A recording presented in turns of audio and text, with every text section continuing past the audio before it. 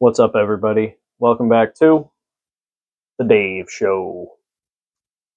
Hope you guys are having a good weekend or week, depending on when you're seeing this video. It's a Sunday afternoon right now. And if you guys haven't guessed, today we are going to be discussing my newest pickup, which is the Glock 26 Gen 5 MOS. I've been wanting the Glock 26 for a little while now, mostly inspired by a YouTube channel called Spin Firearms, or SPN Firearms is how he spells it. It's a huge YouTube channel. I'm sure a lot of you guys follow him already. But he swears by the Glock 26 and Glock 27. So I've been watching him for a while. Been kind of on the fence on wanting to grab one of these, and I finally ended up picking one up. I picked this up on a Labor Day sale from a website called Modern Warriors. Now, I think they're based in Utah. I think they got a storefront there, but they got a pretty large online, website, whatever, gun store website. I don't know. But I was on their website on Labor Day weekend, and they were having a site-wide 20% off sale. So when that kind of stuff happens, since Glocks themselves never really go on sale, I viewed that as a good opportunity to pick up a brand new Glock for a cheaper price. So normally any type of, unless it's like the 43X or one of their single stacks, any typical double stack Glock MOS pistol is going to run you about $620. And so I got roughly $120 off that price through the 20% off sale. And I walked out the door even with my FFL transfer fees with this for, I believe, $540, including shipping, tax, FFL transfer fee, you name it. So I basically picked up a Gen 5 26 MOS for the price of a Gen 5 non-MOS if I were to order it through my local gun store. I'm not really sure if I'm going to put an optic on this yet, especially on a gun like this where like my primary reason for buying this is concealment. I want to probably keep this as slim and low profile as possible. But the reason that I bought the MOS was, one, because it wasn't any extra money. And number two, I did also order one of the Glock Store 26X frames, which actually, if you guys have ordered a 26X frame and you've received it yet, let me know down below, please. Because I ordered mine on August 1st. They were all supposed to ship out by the middle of September, and here we are in the middle of October, and I still have not gotten a shipment notification that my frame is heading to my FFL. And for those of you that don't know what the 26X frame is it basically is an aftermarket frame developed by Glock Store that goes and fits your 26 slide and puts it on a 19 length grip. So I have a 43X, I have a couple 19s, love shooting both of them. The 43X is usually my primary carry in most situations. If I got to be really discreet, I'm taking my Glock 43. But I've seen a lot of stuff that these shoot better, softer, flatter, whatever, than the 43Xs do. And they conceal better, obviously, because they got a shorter grip. So those are all the reasons I picked this 26 up in particular. What's cool about, the Glock 26 is that it's a double stack. It's normally got these flush fit 10 round double stack magazines. But what's cool is it will also accept any other double stack magazine in the Glock lineup. So here's a Glock 19 magazine. I don't have any of my other ones really hanging around, but basically, yeah, that's now, I live in a 10 round state, but if you don't, this is now a 15 round gun from a 10 round gun. I know Glock also sells these 26 mags with a factory +2 extension on them, which is pretty cool because that gives you obviously 2 more rounds, and it gives you a place to put your pinky. Now I don't have fat fingers. I have long fingers. I wear size large gloves. So if you've got fatter fingers, even the 2 fingers may be a bit of a stretch for you on here. But that's kind of how a lot of these guns are. That's how the Glock 43 is. Even the SIG P365, like the original one, it's basically the same length grip as the 26. It's just a thinner gun because of their stack and a half magazine technology. But I'm not a big SIG fan. I like Glocks and I like CZs, but primarily I just shoot Glocks at this point. So yeah. And then today, like I said, today was my first time taking it to the range. I put 200 rounds of 124 grain laser brass through this gun. Actually, the only handgun I shot today. Just quick trip to the range to basically test this thing out, see how it shot, see how I liked it. And I got to tell you, man, I already like this gun better than my 43X. And it's a real winner in my mind. And it's kind of crazy to me. And I'm not going to go on some crazy tangent here, but basically, like, yes, is this thicker than like the P365 or the 43X? Yeah, but it's really not that much thicker. And it's a super easy to conceal package. I mean, now I haven't gotten a holster for this yet, or sights, or anything else. On the fence if I'm going to put an optic on it. We'll see about that. I did order a set of Ameriglow cap tritium, night sight, iron sights for this gun. It's the only thing I've bought for it yet. Next thing's going to be a holster. And then I am going to look into getting some, I believe they're called Pierce grip extensions for this. Now, those don't add capacity. It just basically gives you a ledge in the front here for your pinky to rest on. And I'm excited to get a couple of those and try those out. And I know they also make stuff, like I said, it's called like an X grip sleeve for like Glock 19 mags and stuff. So you can put a 19 mag in here and there's a rubber piece that goes on. So it basically feels like the grip is uniform.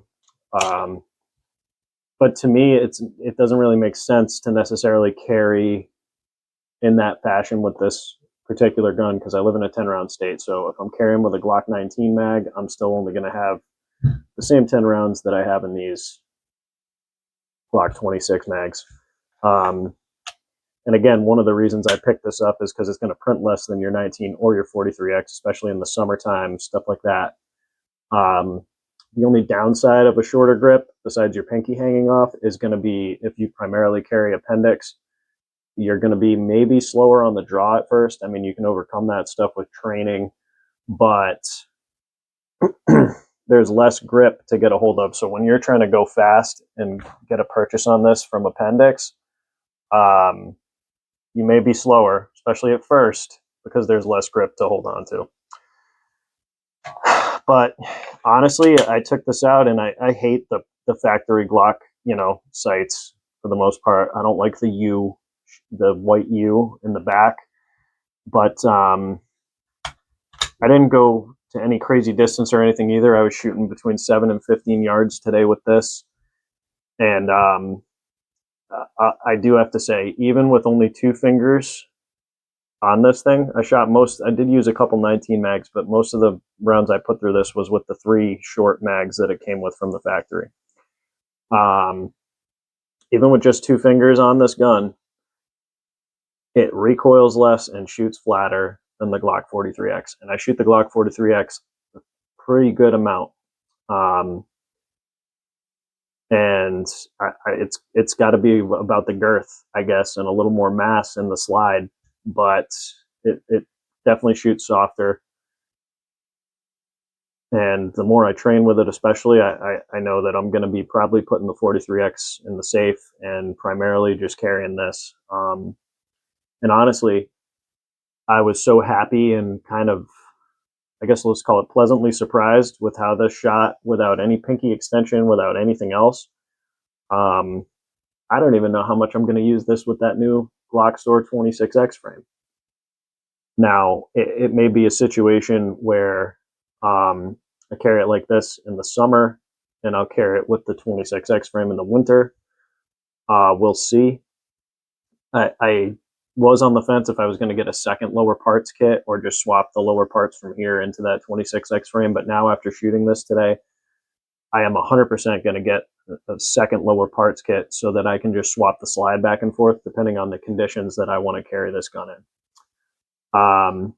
Like I said, I'm going to look into getting some of those pinky extensions for this. I'm going to get a blacksmith tactical holster for it.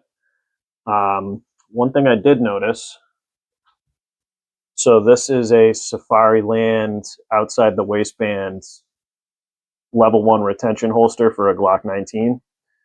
But one thing that's cool is this fits in no problem. It's retained. The only thing is that there's obviously a gap at the bottom of the holster, but that doesn't really matter as much when you're carrying outside the waistband. And I believe that's because the retention is based around the Glock trigger guard in these. So as long as your slide's not too long, it'll work in your 19 holsters. Now, I don't have my non-light bearing 19 inside the waistband holster with me, so this may not work. But actually, even, yeah, so this is a Tenacor Glock 19 inside the waistband holster, and it fits in there too. So that's pretty cool. But one of the nice things too, though, and one of the reasons that even the 26X is more appealing to someone like me to carry versus a Glock 19, even though it's no harder to conceal, the extra slide length when you're carrying appendix drives me nuts. I'm so used to having the 43X down there that when I switch to the 19, I definitely notice a difference. And I know it doesn't seem like, I think this is 3.4-inch barrel and slide versus the 19, which is a 4-inch barrel and slide. I definitely notice a difference. Excuse me. But yeah, I guess those are kind of my reasonings for buying the gun. Obviously, like I already touched on, I liked the way this shoots better than my 43X already. On the fence for a red dot. One thing I did notice, especially at first, the more I shot it, a little more I got used to it. But when I got out there and I put my first few mags through this thing, I wasn't sure. Like, basically, this is how my pinky ended up on it most of the time I was shooting it. But what I noticed was, since my pinky, I'm squeezing with my hand, I don't know if it was subconscious or what, but my pinky is like pulling. And I was actually pulling a lot of my shots low. Not super low, probably like, let's say we're looking at a bullseye, I was probably like 2 to 3 inches low. Not as much at 7 yards, but once I got out to 10 and 15 yards, that's when I noticed that I was pulling shots lower. And I do believe that that has to do with the fact that I got nothing to put my pinky on here. But with that being said, in my mind, that's just a training issue. It's because I've only put 200 rounds through a Glock 26 ever, and I'm sure that the more I shoot it, the more that it will feel natural in my hand with this 2-finger grip and this flush fit magazine. And like I said, I am getting some of those Pierce grip pinky extensions for some of these. I think what I'm going to do, and I don't know if you guys have been sticking around the channel for a while or not, but I have another video where I explain like the things that you should get as a new firearm owner or when you get a new gun. I always recommend 6 magazines. So 3 training minimum, 3 carry magazines minimum. So what I'm going to do is I am going to pick up 3 additional Glock 26 mags, and I'm going to get 4 of the grip pinky extensions. And then what I will do is I will have a flush fit plus 2 pinky extensions for training mags, plus all my other Glock 19 training mags. And then I'll have 1 flush fit with 2 pinky extension magazines for strictly carry use. And the reasoning behind that is going to be because if I need to have the most concealment possible with this, I'll carry it with the flush fit. So I need to be training with a flush fit, even if most of the time I'm going to use the pinky extensions. And when I'm less worried about that, I'll primarily use those pinky extensions so I can get a third finger on here for the grip. But yeah, man, I mean, this thing rips. I really like it. It's probably going to be my go-to once I'm finished vetting it. My minimum kind of vetting process for carry guns is 500 rounds of ball and another 50 to 100 rounds of my preferred hollow points, which are these 124 grain Federal HSTs. I only shoot 124 grain ammo if you're talking 9mm. I don't shoot 115 for practice. I shoot 124 grain ball when I'm training, and that way I am the closest I can be to what my hollow point loading is in training without actually shooting my hollow points. And that's kind of why I don't go plus Ps with my hollow points. I just go straight 124 grain, and that's for consistency between training and real world usage. If you guys do something different, that's cool. That's just how I do it. I'm not saying I'm right and you're wrong or vice versa. That's just the way I do things. So this is my first video on this. There's going to be a couple more coming down the pipe. There'll be a video once I get my Glock Store 26X frame in. It'll probably be a comparison between that and this, in terms of the grip. If I just love shooting it with that 19, frame on it, then I guess that's how I'll go primarily carry it. But then, like I said, in the summer and